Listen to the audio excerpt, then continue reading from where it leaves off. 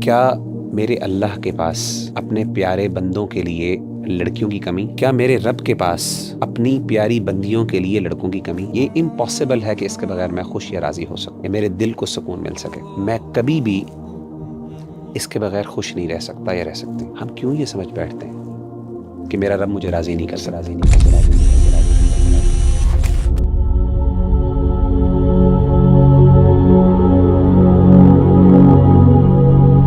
وغیرہ بھائی ہمارے نوجوانوں کو اکثر عشق ہو جاتا ہے، اور اس عشق کے اندر وہ اتنے مبتلا ہوتے ہیں کہ وہ سمجھ بیٹھتے ہیں کہ اب ان سے ہی جن سے ان سے عشق ہو گیا ہے ان سے ان کا نکاح ہوگا، اور کافی جد و جہد کے بعد بھی اگر ان کو عشق نہیں مل رہا، وہ پیار نہیں مل رہا، جس میں وہ ایٹ دی اینڈ نکاح نہیں ہو رہا اس کا، اور نکاح نہیں ہوتا اکثر، تو جب اس کے بعد ایک درد اور تکلیف انسان گزرتا ہے، بڑی مشکلات بھی اس میں آتی ہیں، اور انسان کی زندگی کا تصور بھی چینج ہو جاتا ہے۔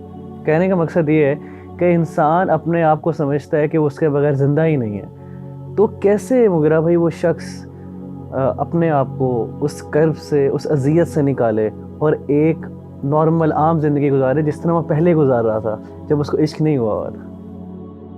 ربیع اللہ بھائی، میں یہ سمجھتا ہوں کہ یہ جو محبت تو انسان کے بعض اوقات اختیار میں نہیں ہوتی اور ہو بھی جاتی ہے، لیکن اس کے بغیر زندہ نہ رہنے کا جو تصور ہے وہ اس کے پیچھے ایک سوچ ہے، اور وہ سوچ یہ ہے کہ میں کبھی بھی اس کے بغیر خوش نہیں رہ سکتا یا رہ سکتی۔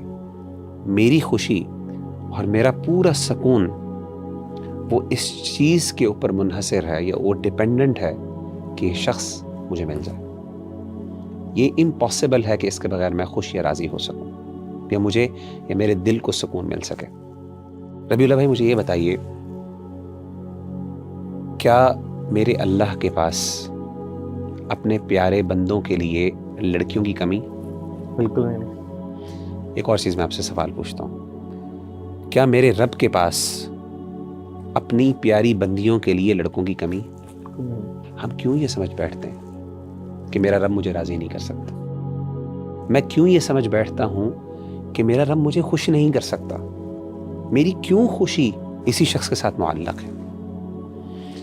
میں آپ کو ایک واقعہ بیان کرتا ہوں، ایک محبت کی کہانی چھوٹی سی آپ کے گوش گزار کر دیتا ہوں۔ حضرت ام سلمہ رضی اللہ تعالی عنہ کو اپنے شوہر ابو سلمہ سے بہت محبت تھی۔ ابو سلمہ کو احد کے دن چوٹ لگی، زخم لگا، اور اس کے بعد وہ اللہ تعالیٰ کو پیارے ہو گئے کچھ دیر بیماری کے بعد۔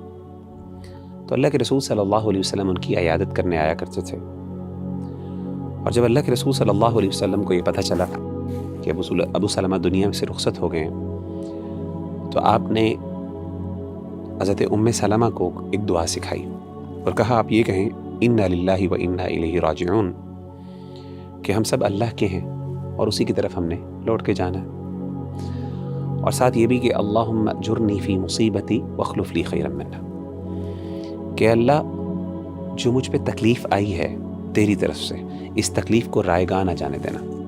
کیا مطلب ہے؟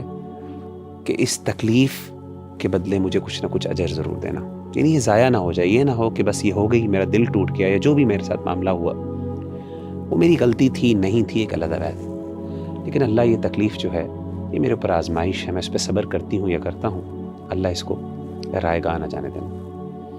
واخلف لی خیرا منہ، اور اللہ مجھے اس سے بہتر عطا کر۔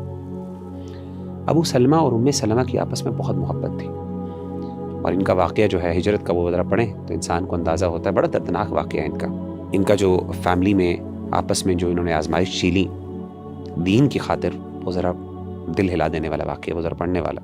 تو حضرت ام سلمہ کہتی ہیں کہ میں یہ سوچا کرتی تھی، یہ دعا تو میں نے پڑھ لی کہ اللہ مجھے اس سے بہتر عطا کرے، کہتی مجھے یہ سمجھ نہیں آتی تھی، یعنی میرے دل میں جو ابو سلمہ کے لیے محبت تھی وہ کون شخص لے سکتا ہے؟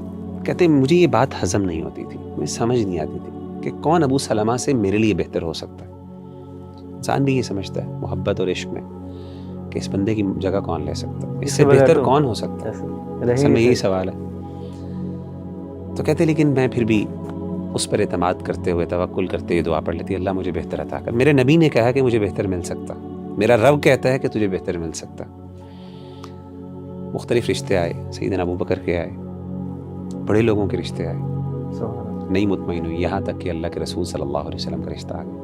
اللہ، جب اللہ کے رسول صلی اللہ علیہ وسلم سے آپ کی شادی ہوئی، ام سلمہ کی، کہتی ہیں سبحان اللہ، مجھے اندازہ ہوا کہ واقعی میرے رب کو پتہ ہے کہ مجھے اس سے زیادہ خوشی مل سکتی ہے اور مجھے ملی۔